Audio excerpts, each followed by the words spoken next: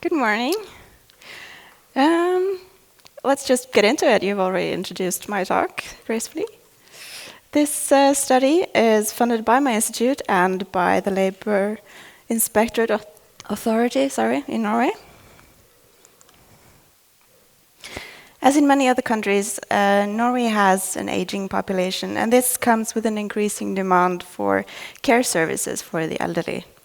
An aging-in-place policy helps people live in their own homes for as long as possible, while receiving care from the home care services in each municipality. Working in home care, however, is a demanding job, both physically and mentally, and the sectors struggle with high turnover, sickness absence, and recruitment issues.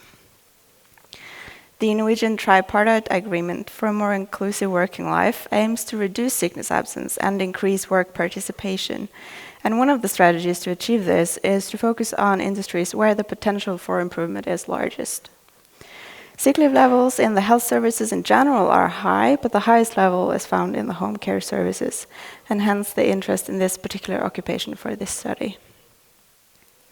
In 2019, their long-term sickness absence level was at 7.7% compared to a national average of 4.3%. And these numbers have both increased since then as well. And in a previous survey, half of the home care employees reported that their sickness absence was job-related. The most frequent diagnosis underlying medically certified sick leave is musculoskeletal disorders, or MSDs. And work environment is consistently associated with sick leave, and both psychosocial and mechanical factors are associated with MSDs. Which factors are the most prominent, however, varies between occupations, and therefore this study is part of a project that aims to identify the most prominent factors within home care, and this time with a focus on MSDs. We've already done one study on the impact of psychosocial factors on sick leave due to common mental disorders, which also make up a considerable part of long-term sickness absence. The present study has a prospective design with a probability sample of home care employees from the whole country. All employees in municipalities with less than 20 and more than 100 people working in home care were invited to participate, and the final sample consisted of 1,819 respondents. They completed a baseline survey on work factors with scales from the QPS Nordic questionnaire before a follow-up period of 2 years and 2 months. And the follow-up was done through registry data from the Labor and Welfare Administration, and this included complete registrations of sick leave episodes, including diagnostic information in the form of the code from the International Classification of Primary Care System given by the GP. We included injuries to the neck, shoulders, back, hips, knees, and tendinitis, which is a tendon inflammation. All data was analyzed using negative binomial regression with robust standard errors, and all analyses were adjusted for gender, age, years of education, and percentage of full-time equivalent position. Here is a quick overview of some sample characteristics. 95.3% were women, so a little overrepresented. Mean age was 45.5 years. 48% had more than 12 years of education. Only 36% were full-time employed. 75% had no management responsibilities, and 84% spent minimum half their time working with patients. And the last two I'm happy with, because those are the employees that I'm mostly interested in, which are mostly nurses and aides.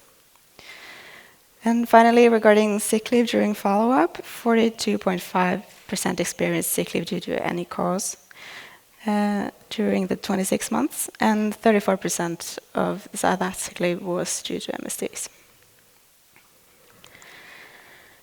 And here I have a somewhat chaotic and messy overview of the first analysis, but I've highlighted the significant results for you. We first looked at the impact of 14 psychosocial work factors that you can see on the left on sick leave due to MSDs. And the result is expressed in incidence risk ratios. where a value above 1 means an increased risk of sick leave, making it a risk factor, and a value below 1 means it's a reduced risk of sick leave, making it a protective factor. So we see here that decision demands came out as a risk factor, while control over work pacing, empowering leadership, and support from your immediate supervisor were protective factors. The second analysis used the mechanical factors as predictors, and this was also controlled for the effect of the psychosocial factors in the previous analysis.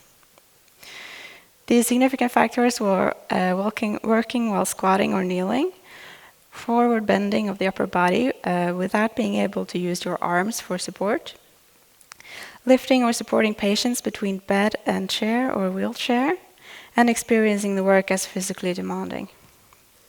We also did an additional analysis that I didn't get to include in the presentation, where we calculated the population attributable risk estimates for these significant 4 factors. And these estimates indicated that by working to reduce the exposure to these mechanical factors, sick leave due to MSDs could be reduced by between 7 and 20% for each of the factors.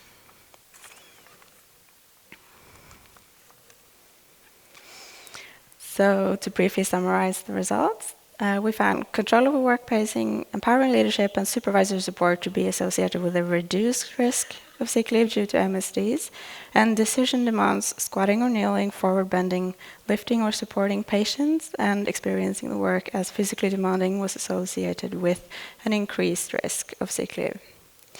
And of course, the mechanical factors definitely pose the largest risk. But I do think it is important to see that the psychosocial factors also play a part here. So now that we have more insight into risk factors and protective factors related to sick leave in the home care services, I hope that this can help to guide preventive measures to help them improve their working conditions. Yeah, thank you.